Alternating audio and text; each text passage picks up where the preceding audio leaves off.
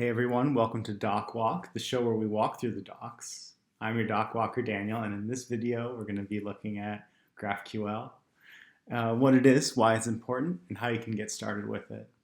Now, before we jump in, if you haven't already liked the video and subscribed to the channel, I sure would appreciate it, and the YouTube algorithm would too. But regardless, thank you for spending some time with me today, and I hope you find this tutorial enlightening and helpful. All right, so what is GraphQL? You probably have some familiarity with it as a concept since you're here looking into it. But what is it exactly? So the way I think about it is that it's essentially a replacement for a REST API endpoint. And let's dive into kind of what I mean by that for a second to get oriented. So with REST endpoints, you make get, post, patch, and put requests from your front end to your back end. And the paths are generally in the format of get v1 slash resource name pluralized slash resource ID, or it might be like post v1 slash resource name pluralized, and so on. So this is kind of the paradigm you're probably the most familiar with. Traditionally, this is the basis for a client's website communicating with the backend. And, GraphQL, which will henceforth be abbreviated as GQL until I forget, is different because it removes the need for you to manage these endpoints manually. Instead, there's just one endpoint, and all requests are made to it. And so this is huge for maintainability as well, because remember how I was talking about, a REST endpoint being something along the lines of v1 slash or v2 slash. GQL doesn't have any versioning, and so once it's set up, you're ready to develop your front end on it, and you can do so knowing that you'll likely spend a lot less time on maintenance down the road than you would with a REST scheme. So we've spent a little bit talking about what GraphQL isn't by relating it to the likely more familiar REST API scheme. And what else important is there to know? So we talked about the singularness of the API and the fact that you don't have to remember what endpoint to call for what operation. Beyond that, there are some big performance improvements to potentially be had as well.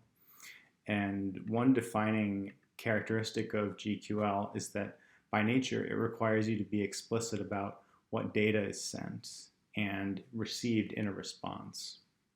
Something that REST doesn't require, although is of course possible if you're specifying params explicitly. The point is it's not something out of the box. It is possible, but with GQL it is something that you have to do explicitly out of the box. So if you only send and receive the minimum data needed, that means less computational overhead on the server, which leads to faster loading and thus a smoother user experience. And this is sort of like the default behavior of GraphQL. Now, I'll use a personal example. So a few years ago, I had an API request that I was converting from a REST endpoint to GQL. It took 164 milliseconds for the round trip between the user interaction to the database and back to the front end, where the changes were reflected. And I measured that by running the website locally. So disclaimer, of course, that the user's internet speed being off the table is a time-consuming factor. And that's not too bad, but there's a special number in web development, which is 100 milliseconds approximately, and that is the threshold for a user to perceive changes. In other words, if some operation, page load, whatever that may be, if something takes over 100 milliseconds, a user will notice the transition, whereas if it happens under 100 milliseconds, it will be, for all intents and purposes, instantaneous, meaning from the user's perspective. So I did a couple things to improve this. And the first was to look through the server calls and find some optimizations for the database operations in the back end. And then the second one, as I mentioned, was transitioning the call to a GQL operation. So we started at 164 milliseconds, as I mentioned, and what do you think the end result was? So by the time I was done, the entire round trip took 8 milliseconds. From the user's perspective, this is what it was like. You would click a button and the changes were reflected on screen by the time you lifted your finger. And that's just crazy, but it was that instantaneous.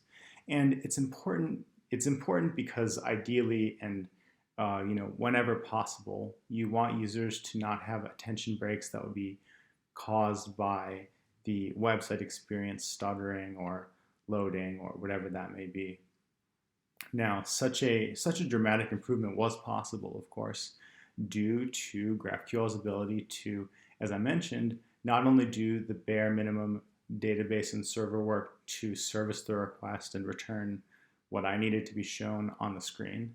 All that to say, I am a big fan of GraphQL, honestly. I'm surprised that I haven't made any videos about it up to this point, but we're rectifying that now, and I'll leave you before the video starts to get too long.